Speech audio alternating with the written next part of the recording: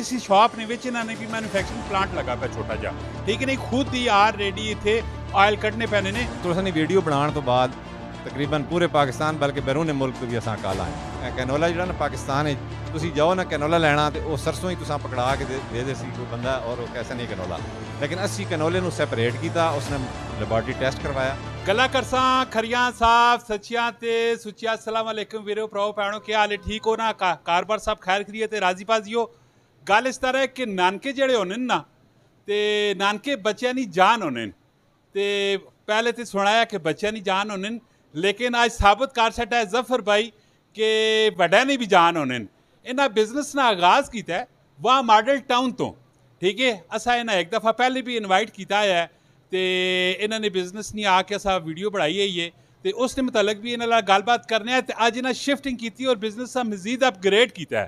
तो सब तो पहला जो मेरा इन्होंने को क्वेश्चन हो सी कि दादके वहाँ क्यों भुल गए हो, नानकी सिर्फ तुसा क्यों याद रहें। पूरी वीडियो वेखनी, कमेंट में राय भी देनी है और इस वीडियो शेयर भी करना है जी। अस्सलाम वालेकुम। वालेकुम सलाम। तुसीं हुण बड़ाओ नहीं, असां इत्थे दादके भी खड़े ने। नहीं मां पहले दसो दादके नाल क्यों जाती क्यों की थी? नहीं, असां ने दादके ते नानके एक ही वन असल, क्योंकि अड़ियाँ दादी ते नानी दोवें भैणां ही हैं। लेकिन बेसिकली असल नानके का मकसद ये है कि अड्डे अल्लाह ताला जन्नत नसीब फरमाए। मेरे 4 चो 3 मामू फौत हो गए और वो सारे हार्ट पेशेंट है और बड़ी ट्रेजिडी, मतलब समझ लो जवानी की उम्र जो दुनिया चले गए। उन्होंने तावन और उन्होंने ख्याल रखना और उन्हें जिस तरीके नाल असां, बल्कि मेरा पूरा दादका ख़ानदान भी समझ लो कि उन्हें उसने उत्ते अपना दस्ते शफकत रखा। ये नानका जड़ा ना और खसूसन ये मामू मेर खान ने असी जनाब उन्होंने इंस्पायरेशन और उन्होंने डेडिकेटेड है ना। माशाअल्लाह जी, इन्होंने जेड़े नानके इस दुनिया तो चले गए, अल्लाह ताला उन्हें मगफरत करे और कमेंट ने आमीन तुसा भी लिख देना है। तो हुण इन्हां कोल कारोबारी जरा गलबात पुछने आ। अच्छा पहले मैं दसो कि ऑलरेडी जी असां वाह मॉडल टाउन विच वीडियो बनाई है, ठीक है, उसका रिजल्ट कैसा मिला? उसका रिजल्ट ये मिला कि उस तो पहले समझ लो कि असी अंधेरे च बैठे हुए हैं, असा ना कोई जानना है और ना ही का पता है, एक माले नहीं, एक छोटी जी गली में बैठे हुए हैं। तो असी कम तो इसी तरीके नाल भी करें, लेकिन किसी का पता नहीं है। लेकिन तुसां वीडियो बनाने तो बाद तकरीबन पूरे पाकिस्तान बल्कि बैरूनी मुल्क तो भी असां काला आई हैं। बल्कि कई लोग हकीकत गल है मतलब इतना अप्रीशिएट किया, इतनियां दुआवां दित्तियां कि उन्होंने अजे तक भी मेरे को ऑडियो मैसेज मौजूद हैं।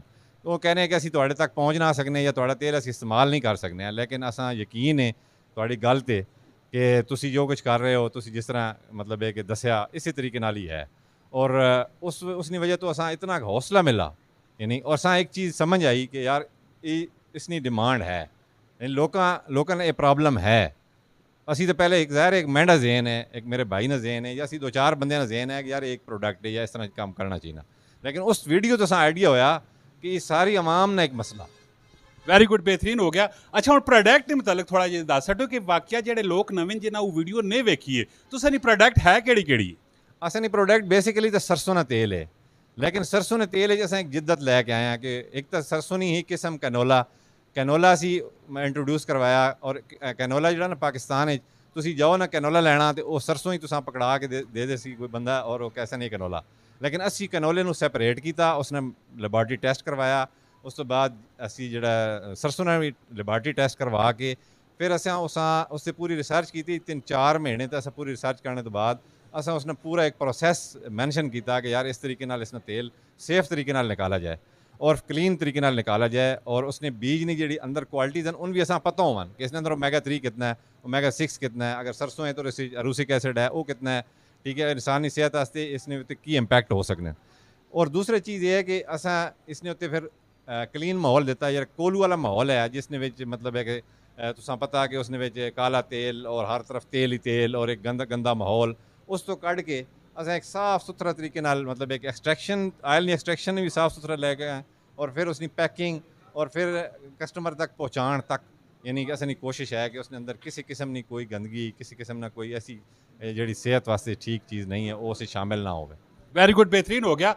ਵੈਸੇ ਸਕਰੀਨ ਉੱਤੇ ਤੁਸੀਂ ਵੇਖ ਰਹੇ ਹੋ ਕਿ ਇਸ ਸ਼ਾਪ ਨੇ ਵਿੱਚ ਇਹਨਾਂ ਨੇ ਵੀ ਮੈਨੂਫੈਕਚਰਿੰਗ ਪਲਾਂਟ ਲਗਾ ਪਿਆ ਛੋਟਾ ਜਿਹਾ, ਠੀਕ ਹੈ ਨਹੀਂ, ਖੁਦ ਹੀ ਆਲਰੇਡੀ ਇੱਥੇ ਆਇਲ ਕੱਢਨੇ ਪੈਣੇ ਨੇ। ਅਗਰ ਤੁਸੀਂ ਆ ਕੇ ਚੈੱਕ ਕਰ ਸਕਦੇ ਹੋ, ਇਹਨਾਂ ਦੀ ਕੁਆਲਿਟੀ ਚੈੱਕ ਕਰੋ, ਇਹਨਾਂ ਨੇ ਕੰਮ ਚੈੱਕ ਕਰੋ, ਫਿਜ਼ੀਕਲੀ ਆਲਰੇਡੀ ਮੇਨ ਰੋਡ ਉੱਤੇ ਬੈਠੇ ਪਏ। ਤੇ ਵੈਸੇ ਲੋਕੇਸ਼ਨ ਤੋਂ ਸਨੀ ਕਿਹੜੀ ਐਂਟਰੀ ਪੁਆਇੰਟ ਹੈ ਜਿਹੜਾ ਬੈਰੀਅਰ ਨੰਬਰ 2 ਨਾਲ, ਇਸ ਐਂਟਰੀ ਪੁਆਇੰਟ ਨੇ ਬਿਲਕੁਲ ਨਾਲ ਹੀ ਪਿਸ਼ਾਵਰ ਤੋਂ ਜਿਹੜਾ ਪਿੰਡੀ ਵਾਲੀ ਸਾਈਡ ਤੇ ਰਸਤਾ ਜਾ ਰਿਹਾ ਉਸ ਸਾਈਡ ਤੇ ਅਸੀਂ ਬੈਠੇ ਹਾਂ ਜਨਾਬ। ਮੇਨ ਰੋਡ ਦੇ ਉੱਤੇ ਬਿਲਕੁਲ ਸਾਡਾ ਬੋਰਡ ਵੀ ਲੱਗਾ ਪਿਆ। ਅੱਛਾ, ਕੰਟੈਕਟ ਨੰਬਰ ਦਿਓ।